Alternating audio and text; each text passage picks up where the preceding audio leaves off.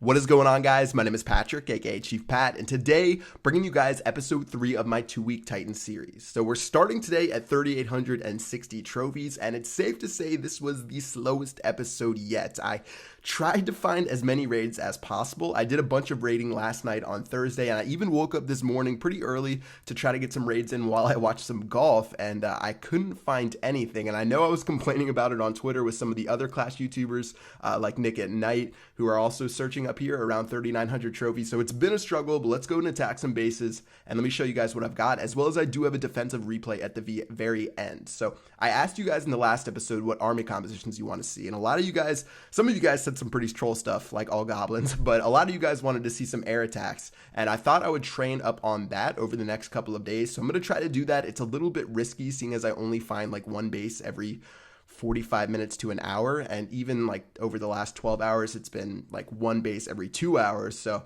I'm going to try to train and see if I can do a couple of air attacks. I'm going to have to watch a lot of YouTube videos before I do it because I really don't want to fail, because that sets me back so much time. So yeah, I'll be looking up some guides. If you guys have any suggestions, let me know, but I'm going to try to look up as many air attacks as I can, and I'll try to bring that out over the next couple of episodes. But again, I don't want to get too crazy and start failing some attacks just trying to be cute and stuff, because I'm trying to climb as fast as possible, and definitely for me that's using go wipe. Because I have the most success with that so far. But anyways, first base right here at 13 trophies, I ended up getting 2 stars. I was really happy to find this base. It didn't have 15 trophies, which is usually what I look for, but I still got 9 for that, so I thought it was a good base to attack.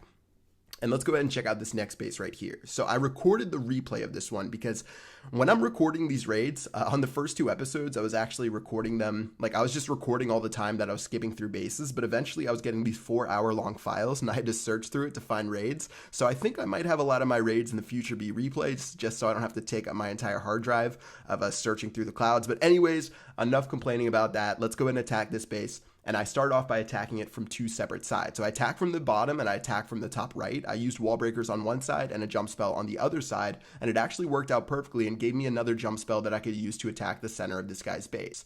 So free spell is going down, and something that I've noticed about some of these bases, which is pretty interesting, and a twist that I've seen over the last couple of months, is that people are switching back to using a single targeted Inferno Tower, usually the farthest Inferno Tower away from where you attack. So this guy's base didn't have it set up like that, but most of the bases that I'm attacking, the one Inferno Tower that you guys see up right now usually would be a single targeted Inferno Tower, and it's actually pretty smart because I've seen it destroy my Barbarian King a bunch of times. I've seen it destroy my my P.E.K.K.A. a bunch of times, because the one in the front that's multi-targeted will take care of your wizards and stuff, but eventually towards the end, when your king breaks through that first tower, he usually gets targeted by that single target Inferno Tower. So I thought that was a pretty interesting twist, and something I'm going to be looking out for towards the future, because I've been freezing the multi-targeted Inferno Towers, but I've been realizing it's better to save my free spell for the single targeted one. But anyways, I'll show you guys an example of that in a later raid, and this one actually turned out pretty well.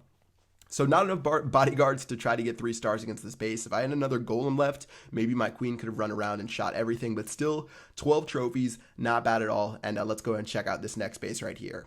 Alright, so I got a little bit bored and I decided to switch it up a bit as far as my spells go, and instead of bringing jump spells, I thought I would bring some earthquake spells and test it out against a base. So I used 4 earthquake spells to take care of those 2 layers of walls that are near the town hall, and I did bring 6 wall breakers, which were good enough to break through right there, and I actually have a perfect angle to attack from, but I make a mistake that's pretty obvious right now, but I just wasn't paying attention at the time. I was probably watching too much golf. I dropped my king and queen way too early in the raid, as well as my P.E.K.K.A, when I should have waited for my wizards to destroy that elixir storage and those 2 elixir pumps right there. So my king, queen, and P.E.K.K.A would have just gone straight to the center of the base. But because I wasn't paying enough attention, I just pretty much dropped everything as soon as possible. My king and queen went off to the left, as well as I think maybe 1 or 2 P.E.K.K.A. And even though they went off to the left, I still have my wizards going to the center, as well as my golems, because of the fact that how the defenses were laid out. So still, things should be fine, and especially after I drop that rage spell, it's going to speed up my king to destroy that one building, which is going to let my queen go back to the center,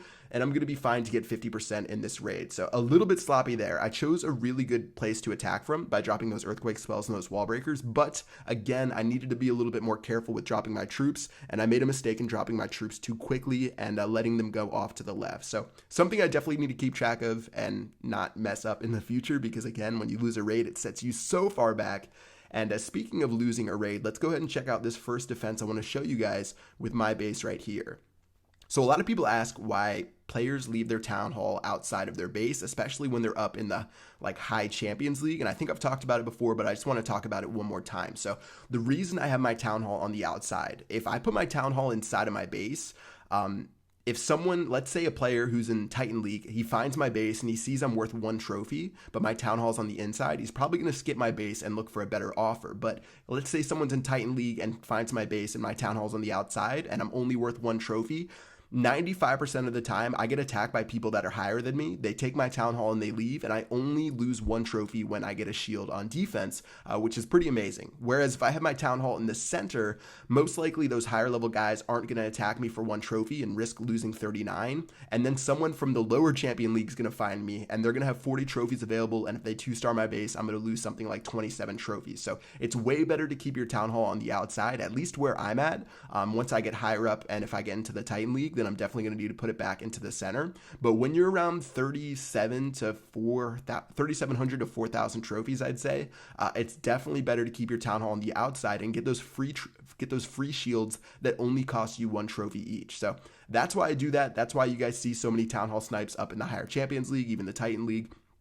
And it's something that didn't make sense at the beginning when I first saw it, but then it obviously makes sense now, and it's why people have those free shields. So anyways, I lost this defense. He took care of my town hall and did destroy some buildings on the outside. This guy was in Champion 1, so he stole 16 trophies from me. Again, usually people in Titan find me, not people in Champion, and that's why I lost so many. But still, you guys can see I ended at 3,903 trophies. So really not that many trophies today. I searched probably more than the first 2 episodes, maybe even the first 2 episodes combined, and I just couldn't find that much. So I'm just going to continue the search today. I'm pretty much just going to go out and get some food.